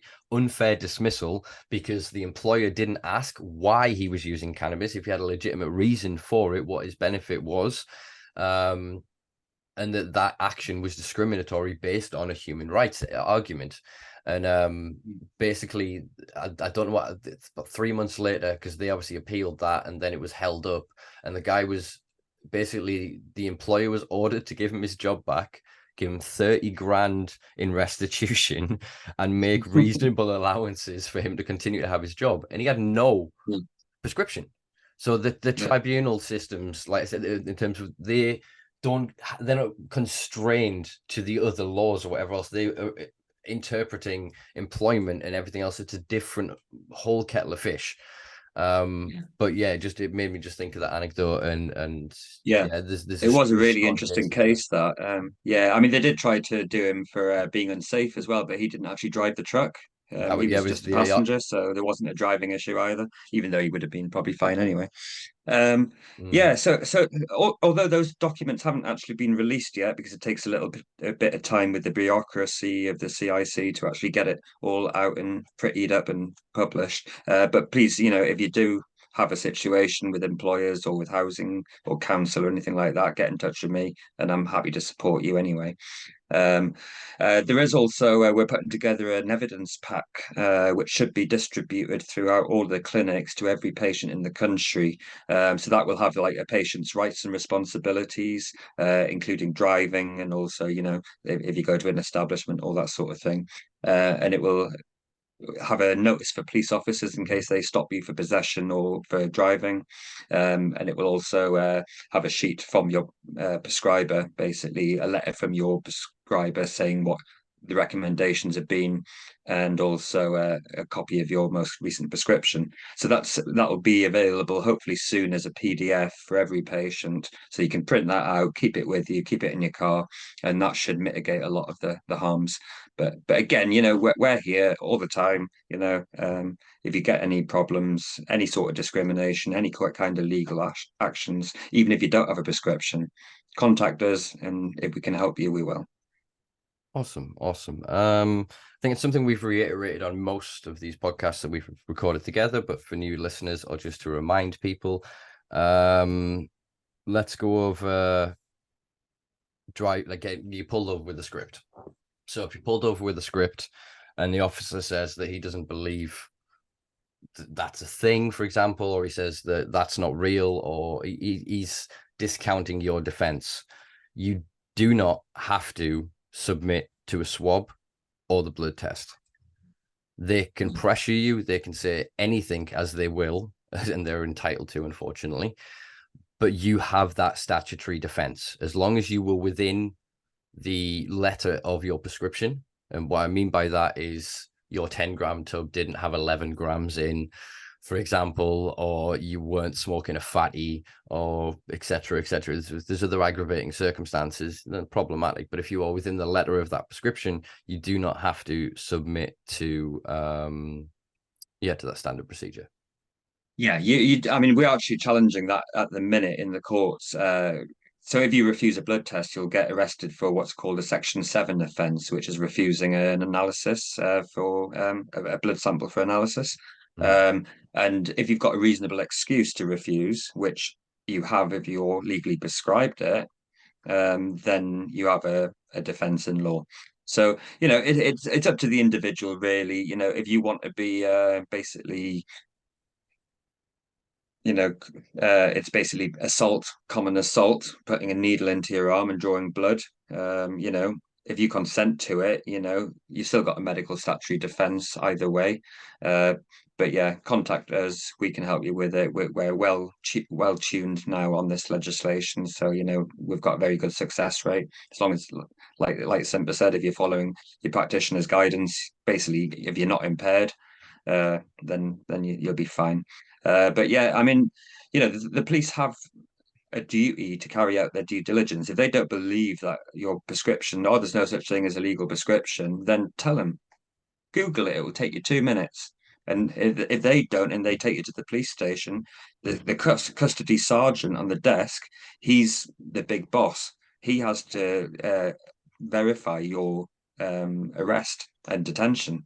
So you show that to him, you get him to look at it, make a bit of a fight about it, because they have to do their job, they can't just ignore it. And if you're legally prescribed, you have that legal protection, and they should adhere to that. You can always, if it's daytime, you can always try and get a hold of me, or get a hold of your clinic. The clinic's probably the best. If the clinic will actually talk to them on the phone. Whatever you do, don't pass them a CAN card, because that does cause confusion. I had one lad who passed his CAN card, and this desk sergeant rang the number on the back, like the legal number. And unfortunately, he was told that it didn't provide any legal defense, which is true. The CAN card doesn't. But they should have said if he's got a prescription, he does have a legal defense. So that actually ended up getting him locked in a cell for several hours. So yeah, just if you've got a prescription, that's your legal document, and then they have to abide by that. Nice. The document will be coming out soon as well, and that will give you all the information. So when you do get that, please read through it, learn the law, learn what your rights are and your responsibilities, and just be a responsible patient. 100%, and just don't be belligerent.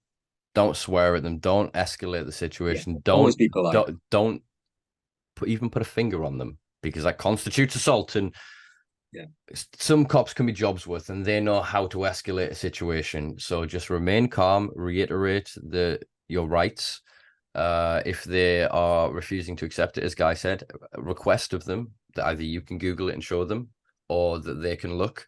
And literally, one of the first results, once you get past all the adverts for all the clinics, will basically be the .gov legislation site showing the act of Parliament, which means if they're not fully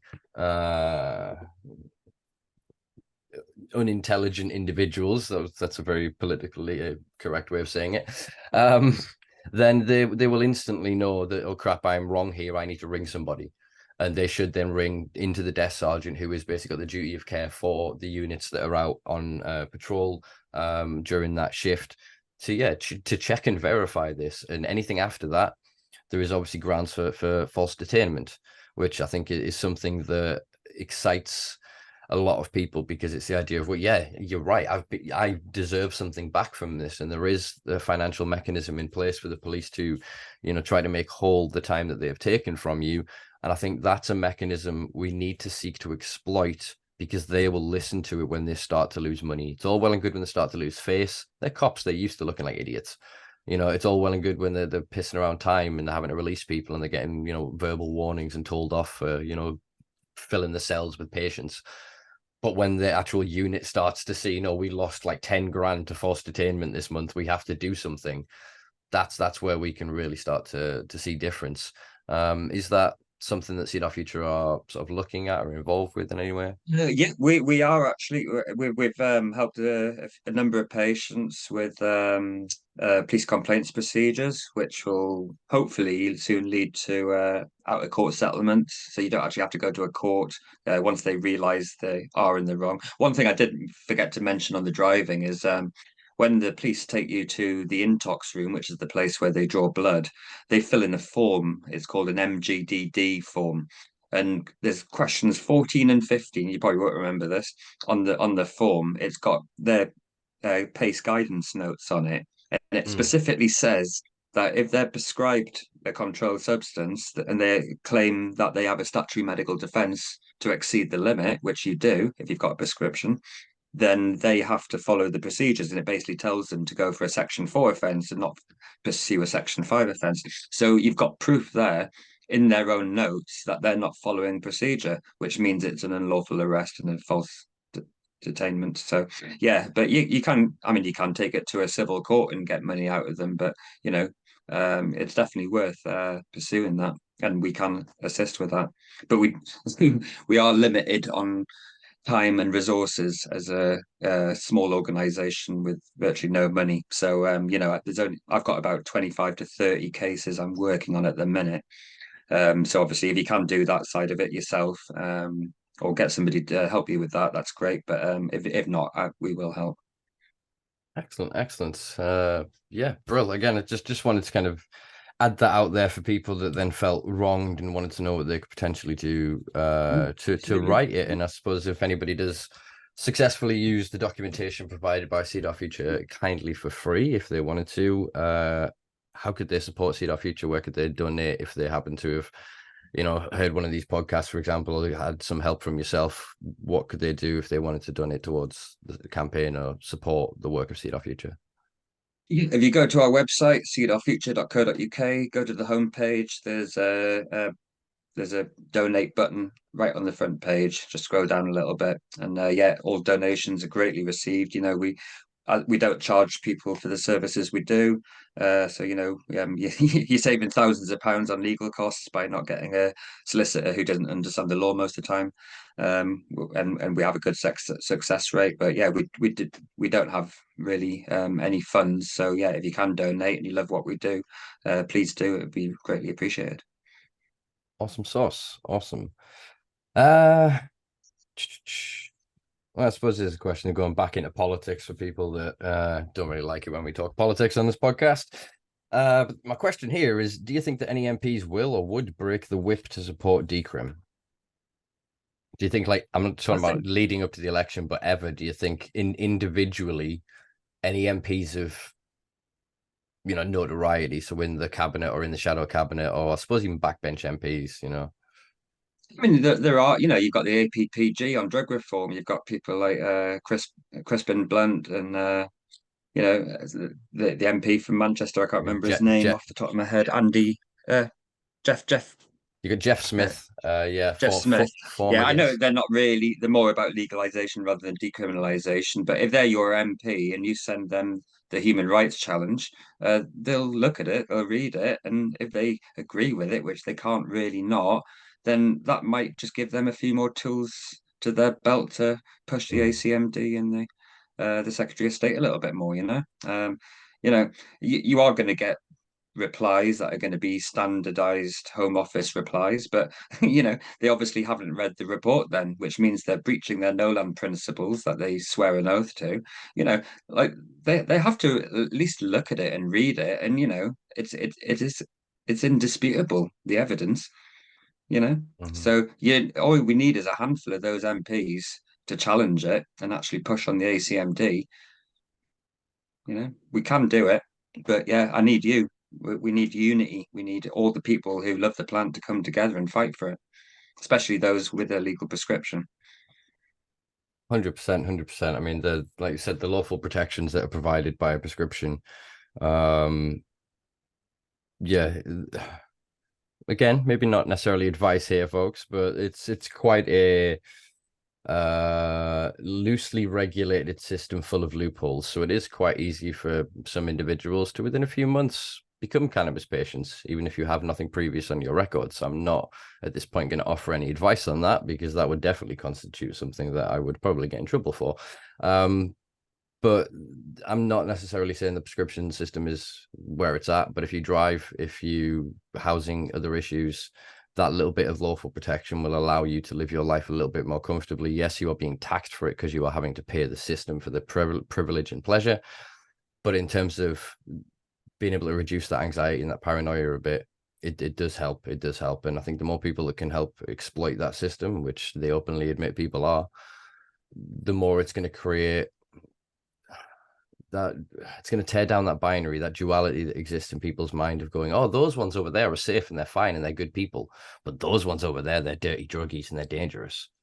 You know what I mean? It's the more we can have people just openly consuming cannabis and openly talking about it and not running away from it, not shying away and hiding in the shadows, the more they can see there's nothing criminal, demonic, dangerous about us. We're just people that like cannabis. Love, I think, not like. Yeah. Love the plant. Yeah, entirely love. Every aspect. That's why Yeah, we fight for it day in, day out, you know? indeed.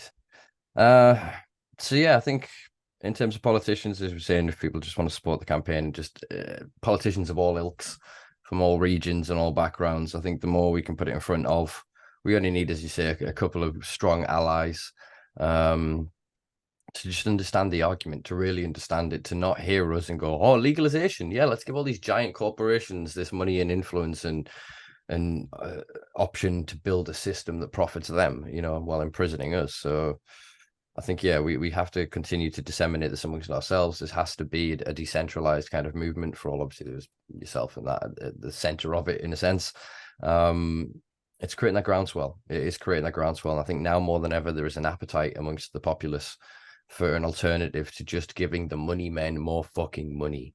People want a freedom, an option to live, to overgrow the austerity that they've lived now decades under, you know, to grow their way out of poverty, to set up and explore what they can bring to the plant and the plant can bring to them and how it can better their lives. That is a right that I will fight and die for. Ultimately, I think it's the only thing that I could think that's worth fighting for right now. Yeah. Mm-hmm. Absolutely. Yeah. We'll keep fighting until we win, and that's it. But yeah, please join us, get involved. Yeah, man. Well, I'll include all links in that below. Let's do a couple of daft questions to round off. Although this isn't a daft question, I took on my last question. It's the first time I've managed to ask every question, I think, in a podcast with yourself. What can we do to better educate the public about the dangers of legalization? The dangers of legalization. Ooh, I think get everybody to watch the new Netflix documentary Painkiller about OxyContin in the States, because that's a really good analogy. I watched it just the other night. And yeah, it shows how corrupt the system is, the pharmaceutical system, how it's all about money and, you know, get them all hooked, and then we've got all those customers, you know. And you see how disgusting the pharmaceutical industry is, and you know, all of these controlled substances, whether they're benzodiazepines or tranquilizers or Z drugs, you know, 25% of the population are on some of these drugs like opioids and all sorts. They're like really dangerous stuff. You know, cannabis, the harms are negligible, you know. And you know, we're the criminals. Yeah, watch that documentary. That would be my advice. Nice.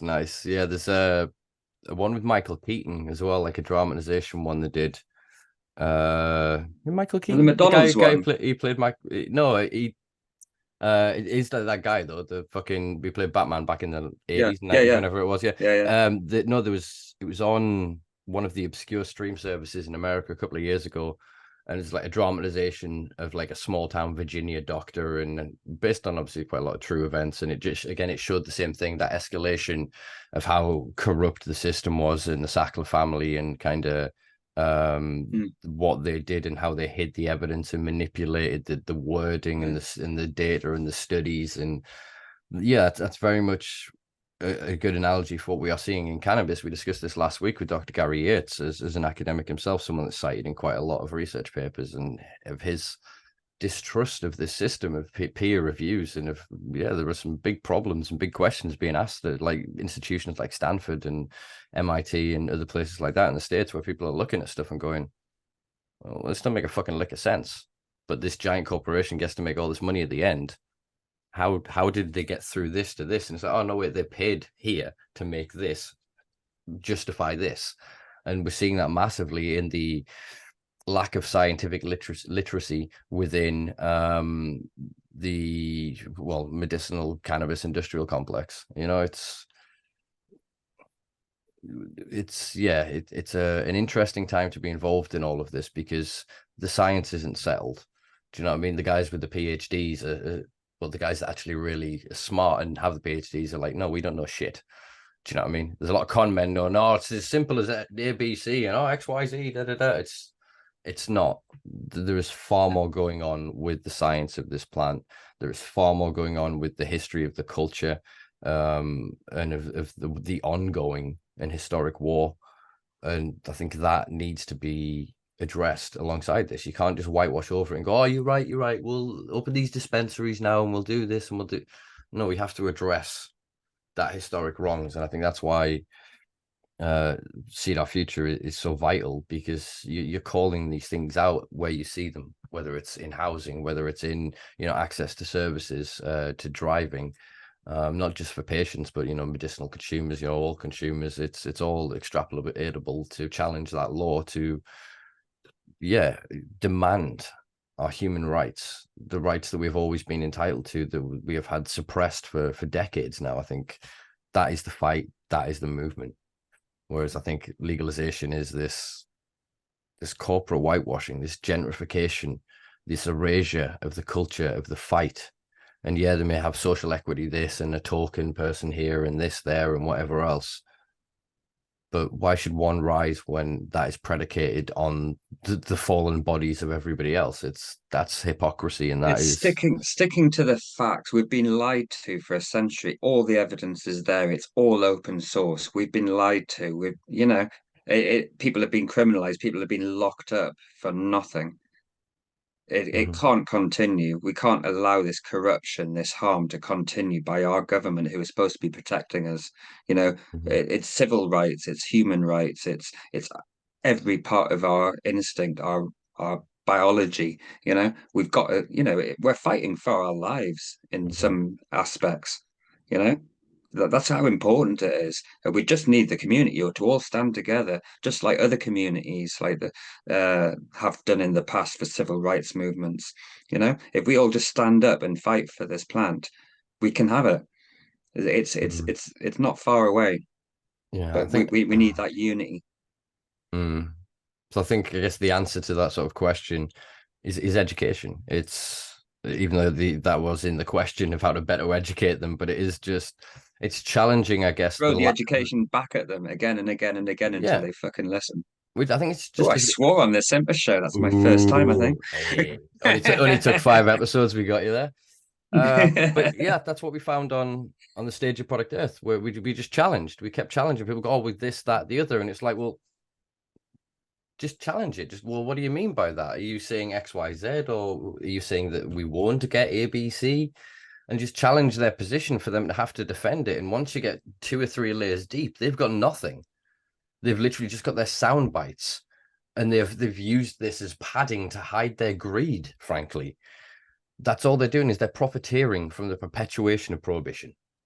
They're not here, like we are seeking to end it, to actually end the war. I don't know what the industry looks like after the war ends. That's not my fight.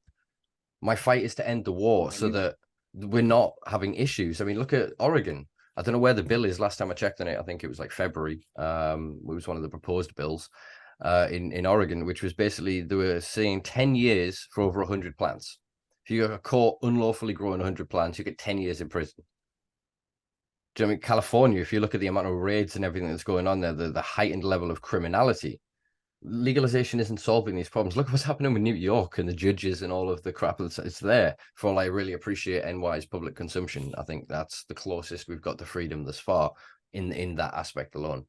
But we have to have this conversation of just liberating the culture, accepting us back into society in the same which way we went from vilifying the LGBTQ plus community to then welcoming them back into society. We made reasonable adjustments and went, no, you're welcome, you're fit. We didn't then go, no, you're welcome back, but you have to now be the same as everything else. That's not representation. We deserve representation. We're the largest unrepresented group in not just the UK, but I would say in most countries are cannabis consumers. We're a large chunk of populations around the world, and nobody really speaks for us. We have this now neo-legalization movement washing across the world of venture capital seeking to capture markets and co-opt culture for their own fucking commercial gain. We're not seeing people going, if it's wrong in one place, it's wrong in every place. It's as simple as that. And if it's right for that man to make his money and grow cannabis, it's right for that man to grow cannabis and make his money. The bureaucracy and the bullshit in the middle is irrelevant. The right has to be ubiquitously applied, and that is what I think is the issue here, and why we're seeing, especially the Tories in the UK, hold off so long. Is they're wanting to get us to a point of such desperation that we will bite their hand off at the first bit of legislation that they title legalization, and it won't be until we're months in and we're going, wait a minute, why am I not allowed to open a club? Wait a minute, why is my coffee shop getting raided? Wait a minute, why am I in prison? Wait, what? We won't understand what has happened. Do you know what I mean? And they create the license and they go, oh, it's going to be 2 million for your license. Oh, then you've got special tax on top. Then you've got, special securities. Oh, you've actually got to have this secure safe installed to store your product. That's going to be 500,000. You've then got to have this maintained by a company. That's going to be 10,000 a month. And they just chuck all, you'll never get a chance. We'll never get a fucking opportunity. For me, it's localism, not globalism. We're seeing the end of the current iteration of neoliberal capitalism. The globalization isn't working. The smart countries, if you really look at what they're doing, they're investing back at home, or they're doing what like China are doing, and they're just basically creating future money back in Africa. They've paid for the infrastructure, knowing that that's going to rise with the population increase of over 1 billion people in the next 50 years. That's going to start to pay dividends. They're making some wise investments and building the resource up at fucking home. That's what, again, the UK, other countries should be looking at. For all, we have trading blocks and everything else, and Europe's going to do pretty much all right because of its history and everything else. Little old England out here, we need to be looking at this as a way to actually change the fucking world. We invaded the world with cannabis. Our rigs and our sails, the oils in our lamps and everything else was cannabis. You want to call it old fucking hemp or whatever, which is literally the word for cannabis. But we colonized the world. We committed atrocities. We enslaved the world. We kickstarted the slave trade effectively. International slave trade, I'll clarify there, because obviously we weren't the first to commit to slavery.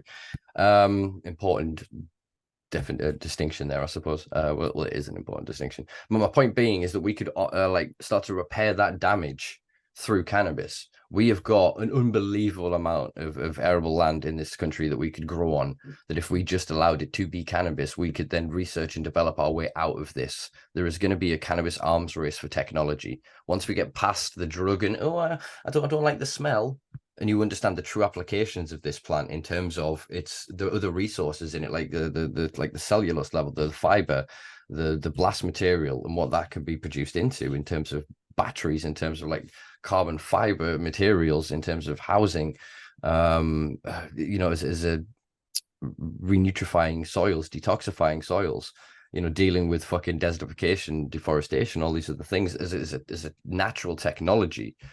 That's going to change the world. That's going to shake up so many industries, like the global cotton trade, fucking petroleum trade, fucking plastics, food and all sorts is going to be disrupted because of the introduction of this ultimate renewable resource.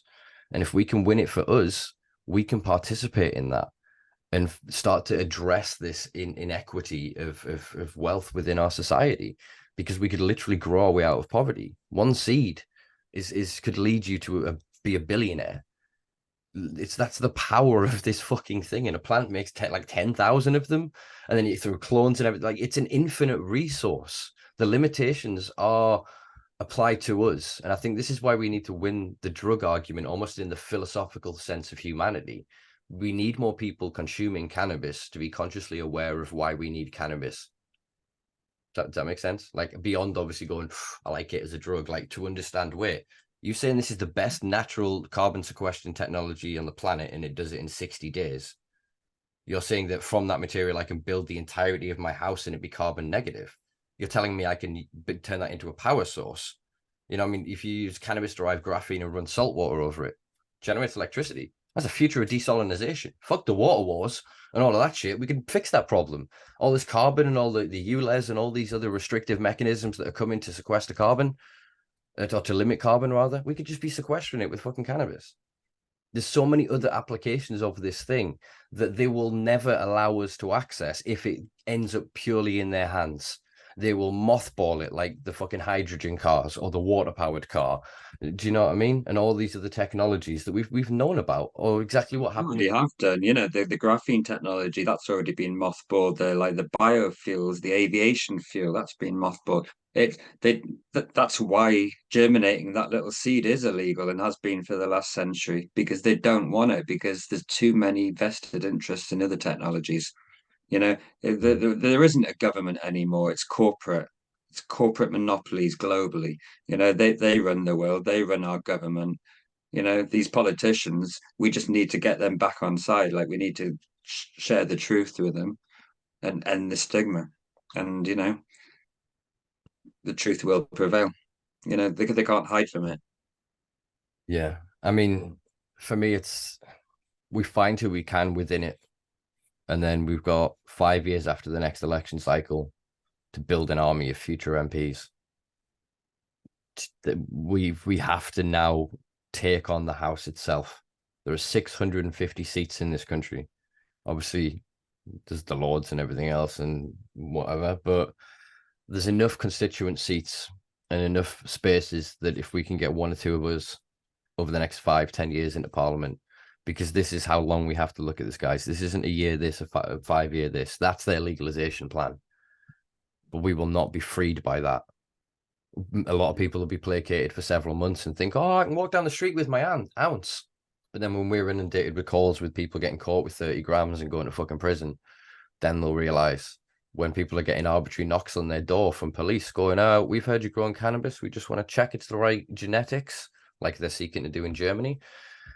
There's too many aspects of this that are repugnant and repulsive to me, that almost regardless of legalization, we're going to have to fight. And I can see that long fight. And I'm happy to take that long fight. I mean, fuck, I might be one of those people that does that thing in 5 fucking years. I can speak. I don't think I'm particularly the best educated in terms of whatever else procedures, but you learn this shit on the fly, don't you? My point, I'm veering off course here anyway. My point being that if we can infiltrate that system, if we can get in there, we can understand how it works. We can understand how to grease the wheels, who's really in charge, not the people that come through it in and out of it, but the people that pay for all of it. And I'm not talking about the taxpayers, you know what I mean? If we can figure out those kind of circles, then we've got a chance to win these kind of arguments. And again, like I said, it's the economics that'll win it for us. They don't give a flying fuck about you being scared of the sirens or the anxiety and the PTSD that the war has caused you and continues to cause you. They do give a fuck when you can say to your constituents, you can save £10 million a year if we just decriminalize cannabis. Oh, and then what we've discovered, actually, if we put in a discretionary local tax, we could generate we could That's the language we need to speak to them in, is fucking finance. Yeah. Yes and no. I think we need to challenge them with legal action as well. They have the Oh, Nolan principles. They have to do their job. If we send them indisputable evidence, fully researched, and they come back with some crappy Home Office response, then they're not doing their job. That's why it's important that people contact us with the responses, because then we'll challenge that response. And they'll give us another response. We'll challenge that until they get it. And if they don't, then then we have backlash. We have public calls for them to leave as a parliamentarian. yeah, we could organize I'm direct sick action. of trying to coerce them and convince them to be on our side. But we're past talking nicely like that. This is fucking war, as they claimed. Well, exactly that. I It's swore again. See, I'm getting all bloody emotional here. Hey, doing good, doing good. Guy Coxall, uncut. Yeah, no, I agree entirely. It's a multi-pronged approach.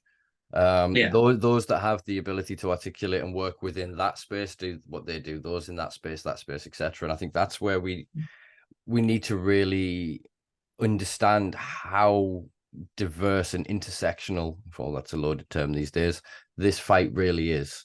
And actually, if we understand that and we recognize each other, there are people whose talents and skills could move the movement forward massively in their own areas. And I think it's needing that coordination and that kind of leadership. And again, I go back to, I see Seed Our Future as being the vessel for that sort of moving forward. I think the fact that we are showing that we are correct, the courts accept the arguments, they understand that these are a case, whether we win them or not is a separate thing. The fact that we are showing that we have an ability to defend people, to give people the tools to defend themselves, I think that is the powerful laying of a foundation for a movement that could really do some, I don't want to say damage, but, really commit to some progress in this country, because it is by the people, for the people. It's not about one individual, one ego. It is about all of our rights to a better life that is currently being denied to us by an arbitrary, antiquated, racist and fascist, fucking classist act of parliament. Yeah. Mm-hmm. Absolutely. Yeah. Awesome. Well, we do our best and we'll keep fighting for everybody. But yeah, please get involved. That's what I need. We need more people to stand up and, tell the truth. 100%, 100%. Yeah, I think if we can find some champions through this campaign in each kind of region, I think there is some scope for some direct action. For all we're under some quite fascistic anti-protest laws in the UK at the minute. I need to refresh on what we're currently allowed and not allowed to do. For all as lot, we're very pro civil disobedience. I think there's things that can be done, especially with the protection of prescription holders. We can do flash mobs of prescription holders in an area and make huge clouds of vaporized cannabis and hand out flyers and whatever else. There's, I think, ways that we can coordinate moving forward, diffused campaigns that don't need too much centralized planning and too much centralized sort of input or financing, but allow people to make these statements in ways that they feel comfortable and safe to do so, but that challenge these narratives.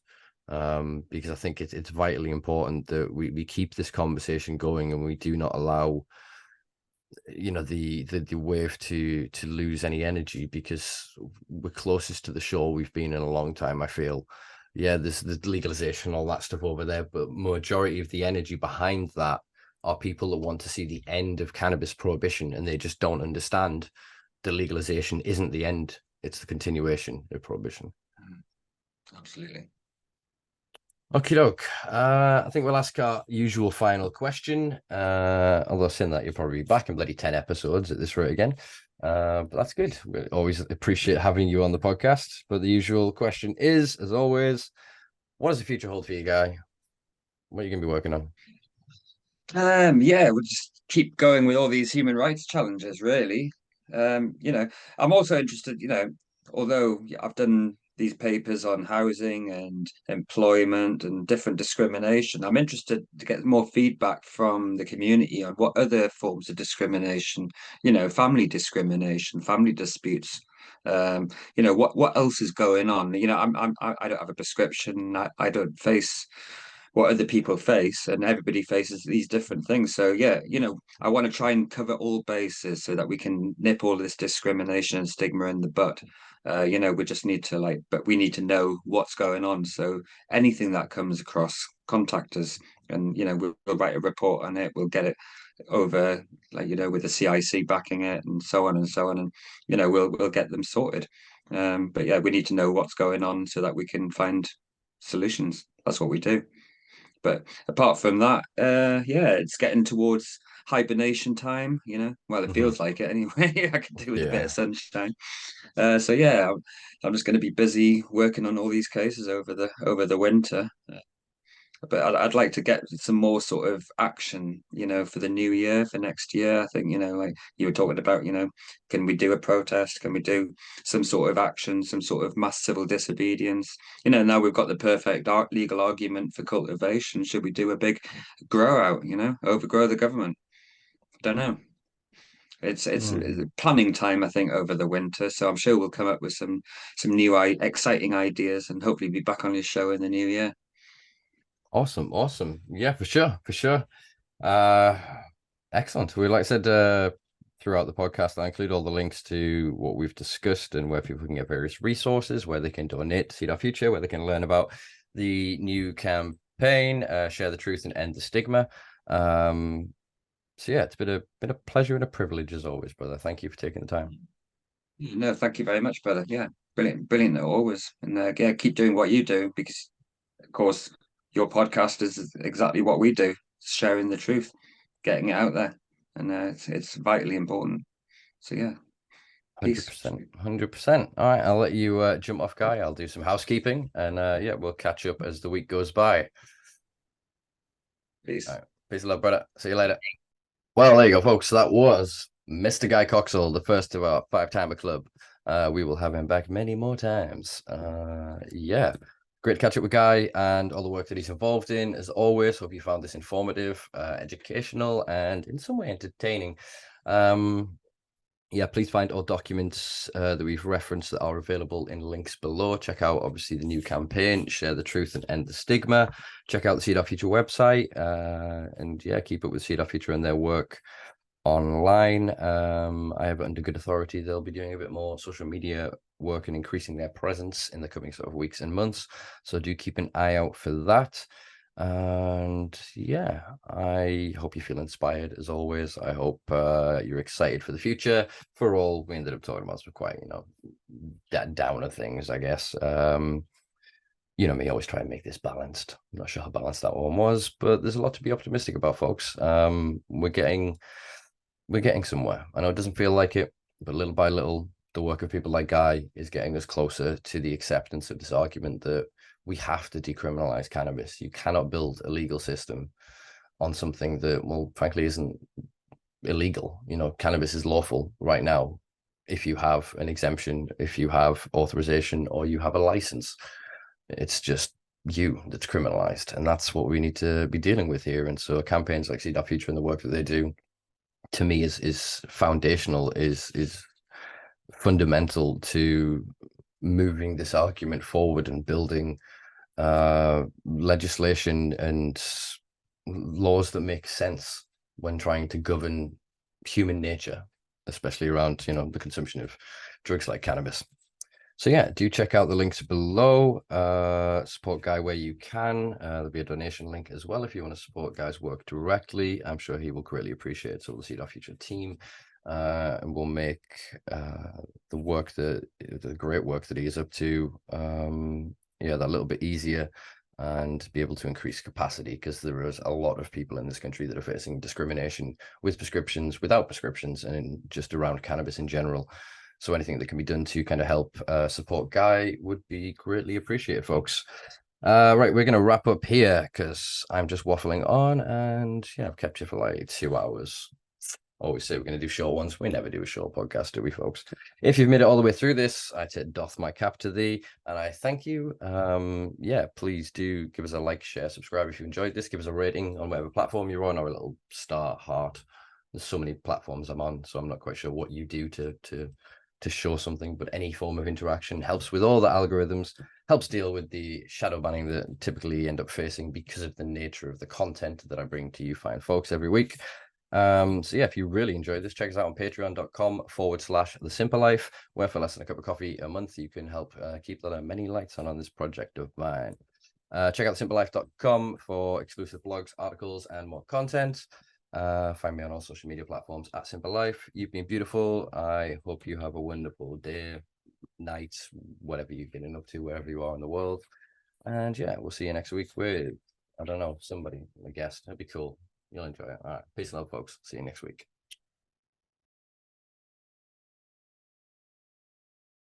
But yeah, that was a terrible introduction. I'm going to start the fuck again. Sometimes the flow just isn't there. Just isn't there. All right, I might actually do the hand thing. That'll make me feel better.